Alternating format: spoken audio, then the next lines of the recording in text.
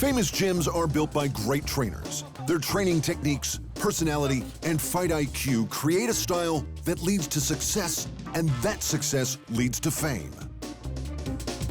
This is especially true of Summit Gym, whose popularity was built around head trainer Abel Sanchez's aggressive, fan-friendly style, because Sanchez literally built the gym himself. Originally designed as a holiday house for his kids with a boxing gym in the basement, Sanchez completed construction in 2001, but it sat empty for years. In 2006, unable to keep up with ongoing expenses, he put the property on the market. But before he could sell, he received a call from legendary former champion Oscar De La Hoya, who was looking for somewhere to train for his comeback against Manny Pacquiao in 2008. After that, the phone kept ringing. But when a young 18-0 Kazakh fighter named Gennady Golovkin began training there in 2010, the gym realized its true potential. Attracted by Summit's high altitude, the gym sits in the San Bernardino Mountains, 7,000 feet above sea level, and seclusion. Triple G began spending most of his time there working with Sanchez to become a popular world-beating beast. A private gym is very important to me, so I can focus 100% on boxing and not regular life, Golovkin told ESPN. I don't have time for my family, friends, restaurants, movie theater, just focusing on boxing. With Golovkin's 20 straight wins, 3 middleweight titles, and record title defenses, Sanchez has justified all of his hard work and vision many times over.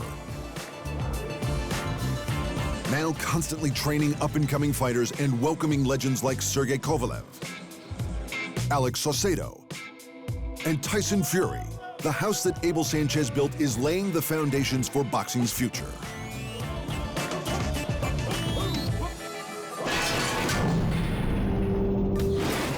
For number 9, we're headed north to Montreal, Quebec, Canada, for the MMA training center known as TriStar, the home of Georges St-Pierre. This is the gym responsible for making GSP a 2-time welterweight champ with 9 consecutive defenses, a 1-time middleweight champ 4 years later, and the man with the most wins in UFC title fights bar none. That alone, training potentially the greatest fighter in UFC history, is almost enough to get TriStar on the list. But the fact is, Rush isn't the only superstar they've trained. The Bellator welterweight and former King of the Cage lightweight champ, Rory MacDonald, is a TriStar man. In his UFC days, the Red King put on one of the best performances you'll ever see against then welterweight champ Robbie Lawler. He might have lost, but that war went down as Fight of the Year, and if you haven't seen it, you really should. Another local in the camp is the Canadian gangster, Olivier Aubin-Mercier. While he hasn't gone on to the success of his 2 elders, he knows he's on to a good thing. I mean, it's an honor and be on the team with all those great names. I mean, I'm living the dream right now, so I'm really, really happy and really proud of it too. It may be where GSP hangs with his Canadian compadres, but TriStar isn't just known for Canucks alone. The gym attracts fighters from around the world, including America's light heavyweight champ, John Jones, Australia's middleweight champ, Robert Whittaker, and Brazil's former light heavyweight champ, Vitor Belfort. And if the champs are seeking them out, you know there's something special. While a lot of gyms are started by trainers, the Alliance in California was started by one heavyweight champion, Brandon Vera, back in 2007. After an 8-fight win streak and a dominant win over MMA legend Frank Mir at UFC 65, The Truth was one of the hottest prospects in the game, and he used that momentum to start what is now one of the hottest gyms on the planet. From their ranks, the most successful fighter they've produced is Dominick Cruz, who isn't just one of the most successful fighters in history. His on-air analysis with the UFC has proved he's one of the smartest.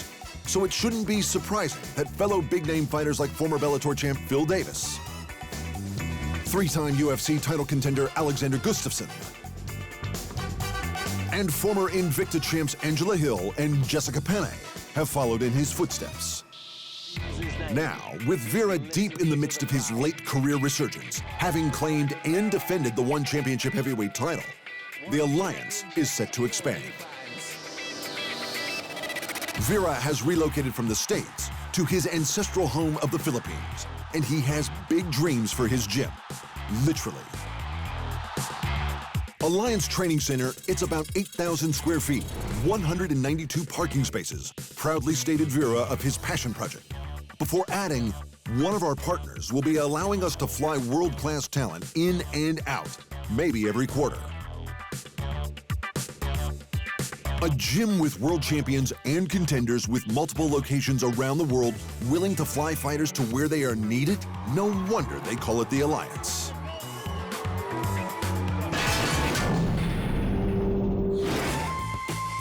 The Philippines have a long history of boxing excellence with names like Manny Pacquiao and Nonito Donaire.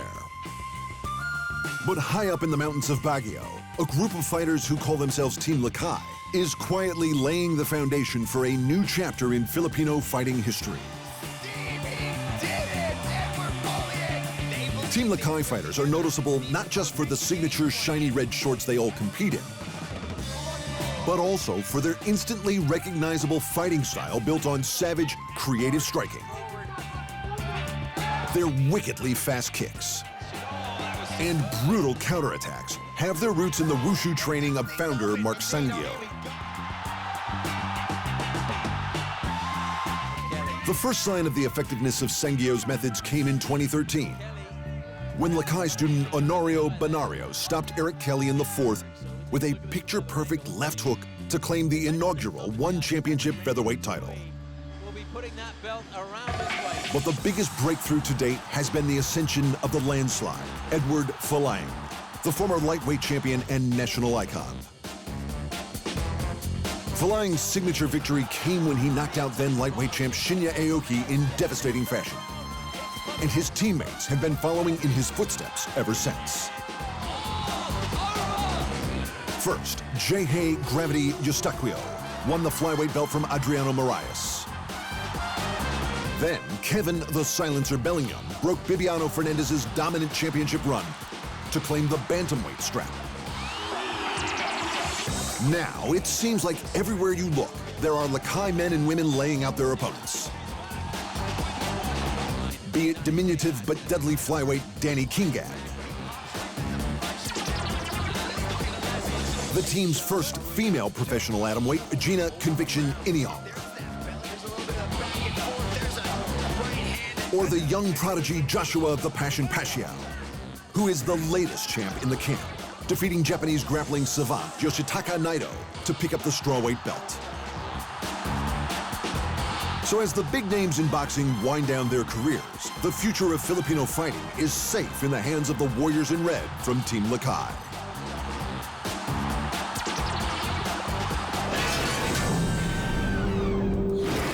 At 6 is a gym carrying one of the most famous names in the entire sport of boxing. The Mayweather Boxing Club in Las Vegas is the product of a boxing dynasty and one of the best ever to strap on the gloves, Floyd Mayweather.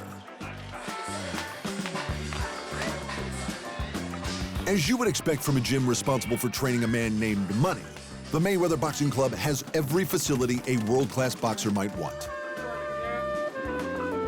But as the gym's name suggests, its roster of top-level talents can also draw on the experience and knowledge of the Mayweather fighting family in the form of head trainers Roger and Floyd Sr.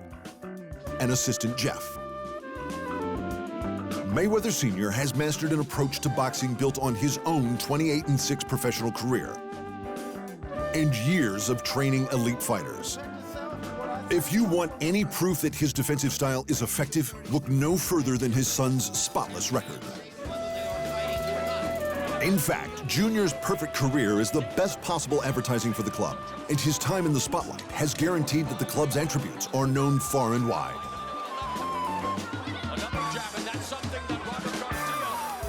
Now that he has retired to promote other fighters, the Mayweather Boxing Club has become a training ground for new champions.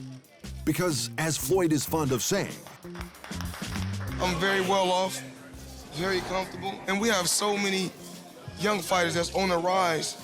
You know, like I said before, we're looking for the next Floyd Mayweather. That's the ultimate goal.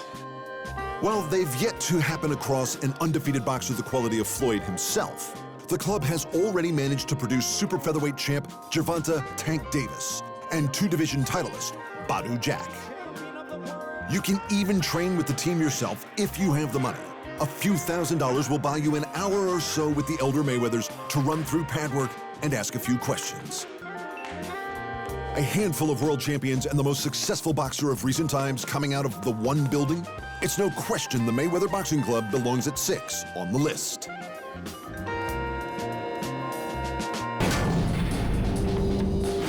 Behind the bright lights and big fights of one championship, the biggest MMA promotion in Asia, is our number 5 gym, Singapore's Evolve MMA.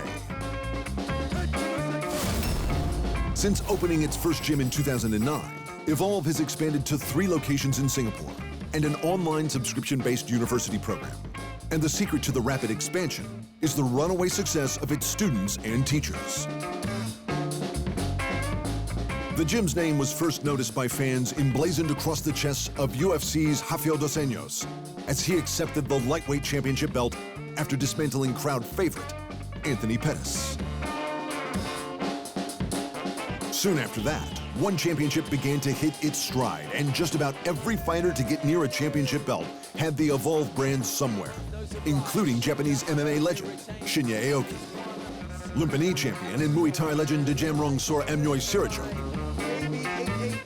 and famous Brazilian Jiu-Jitsu celebrities like Leandro Issa, Michelle Nicolini, and even Roger Gracie all sported the gym's name as they made their way to the ring, or had their hand held high. One Championship and Evolve developed a symbiotic relationship. When the big names came to fight in the promotion, they had a ready-made gym with world-class facilities to train in. Bellator champ Ben Askren trained there while he dominated ONE's welterweight division. Former UFC middleweight champ and ONE Championship's vice president Rich Franklin used the mats and taught classes. Former WBA super featherweight boxing champion Yodsanan Sichidong worked the heavy bag there. And as the champions trained there, they began to share their experience, and Evolve began to produce its own champions, like Wunderkinds Angela and Christian Lee, and Alex Little Rock Silva. Success has attracted more success, as a series of high-profile signings has brought former UFC champions like Demetrius Johnson, Eddie Alvarez, and Miesha Tate into the fold. And with no signs of slowing down, it's clear that Evolve will continue doing as its name suggests.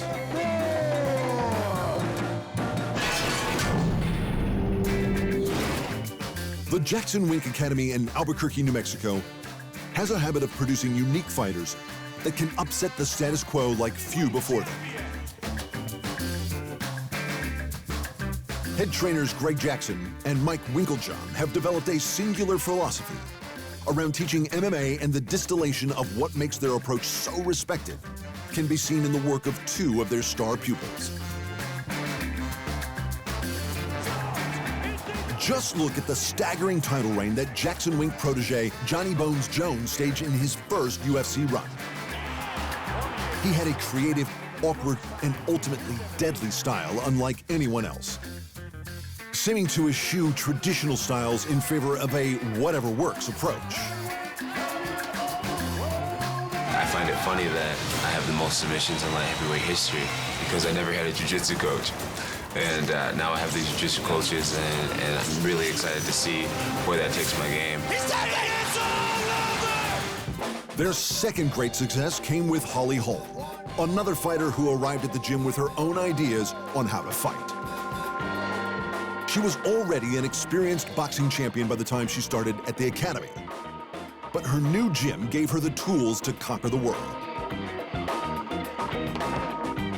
Within 10 pro MMA fights, she had destroyed the most intimidating woman on the planet in undefeated bantamweight champ Ronda Rousey. As a champion, she inspired others to follow in her footsteps and train at the world-beating gym. Holly's on. She's come to a whole new level. People are seeing how strong she is. She's a good person. She's brought a whole new market to MMA as a whole. We have moms now that want their daughters to grow up to be like Holly. UFC legends like Alistair Overeem and Andrei Arlovsky, Donald Cerrone, and Michelle Watterson, to name just a few, have all found a home at Jackson Wink for periods of their careers, and all have benefited from the team atmosphere. That's kind of like the first rule when you come in the gym is be willing to help each other, check your ego at the door, and then everybody gets better for it. Getting better is a worthy sentiment, but when your team of individuals is this good, it's difficult to see how. At number 3 is one of the most famous gyms in the world, run by one of the most famous trainers in the world, with some of the least flashy equipment in the world. World champions and actors regularly train at Wildcard Gym. It's located in Hollywood, California. You would expect it to have the nicest facilities and the slickest gear. You would be wrong. Owner and head trainer Freddie Roach masterminded the historic 8-division championship run of Manny Pacquiao from within the club's humble confines. He's prepared big-name fighters for big-name fights for years, including Oscar de la Hoya, Mike Tyson, Bernard Hopkins, and Miguel Cotto. The club has also attracted stars like Sylvester Stallone and Muhammad Ali. I got to meet Ali and had maybe 4 hours with him in my gym one day. He walked up the stairs and asked me if he could work out. Yeah, okay. So you don't have to pay your $5 daily fee. So it was a pretty good day. Of course, the boxing royalty and celebrities have a tendency to attract a crowd, especially when the gym's star pupil is preparing for the biggest fight in boxing history. But amongst all of this craziness, Roach still finds time to train anyone who walks through the door, from 12-year-olds to 90. All they need for access is $5 and the right attitude. Freddie has created a place where the best in the world can train shoulder to shoulder with the rest of the world and still find success. So it's little wonder why Wildcard Boxing Club is number 3 on our list.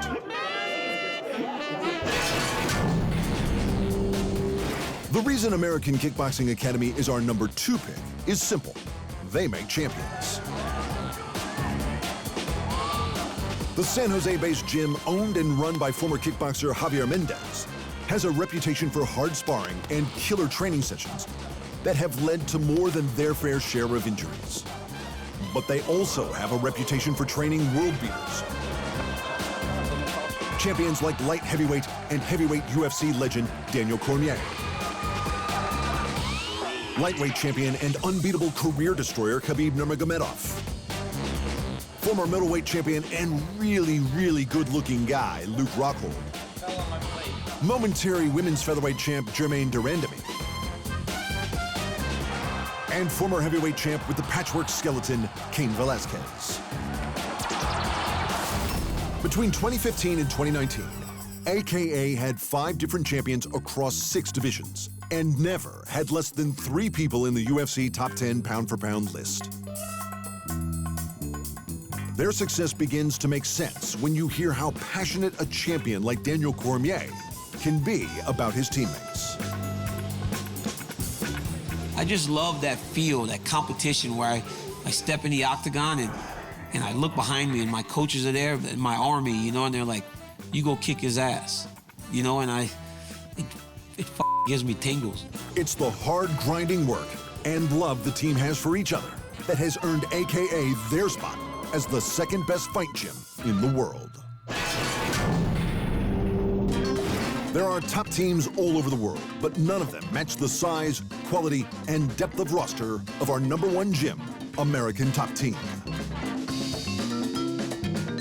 In 2001, businessman Dan Lambert came within a whisker of buying a controlling stake in a struggling fight promotion called the UFC. Days before the contracts were finalized, Dana White and the Fertitta brothers appeared and made their historic purchase. Lambert established the American Top Team shortly after, and the two businesses have worked closely together ever since. I wasn't really looking to own the UFC. I just didn't want to see it go out of business because I like having a promotion for my guys to have fights in, Lambert told MMA Junkie. We ended up with a spot in the sport and a ride that's been pretty fun.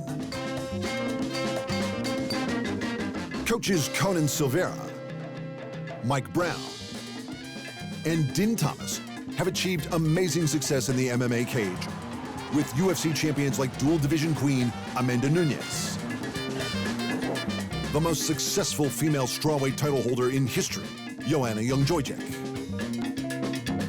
and former welterweight boss Tyrone Woodley, not to mention former belt holders the caliber of Junior Dos Santos, Andrei Arlovsky, and Adriano Moraes.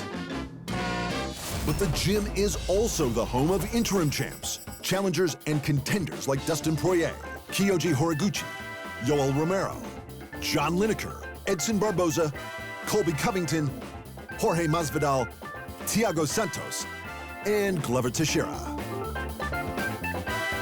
It's a staggering amount of quality fighters to train with. Yet, with all of those accomplished athletes at the top of their game, you might expect some of the egos to get out of hand on the mats. But it's a testament to the quality of the attitude of the gym that even after winning the biggest fights of their career, champions like Amanda Nunes say it's the first place they want to go. I want to, back in the gym and then rest a little bit, see my family, go back to Brazil, see my people, and I don't know, sit down with my coach and then talk next, but now I want to enjoy a little bit. ATT has now expanded to more than 40 locations across North America, Europe, and Indonesia, bringing their trademark brand of fighting excellence to the world. Where most gyms consider themselves successful after producing 1 or 2 champions, American Top Team seems to have found a way to manufacture them like a production line. And with the sheer weight of belts they've won, it's no wonder they take top position on our list. Thanks for watching, and remember, if you want more fight sports in your life, just hit the subscribe button.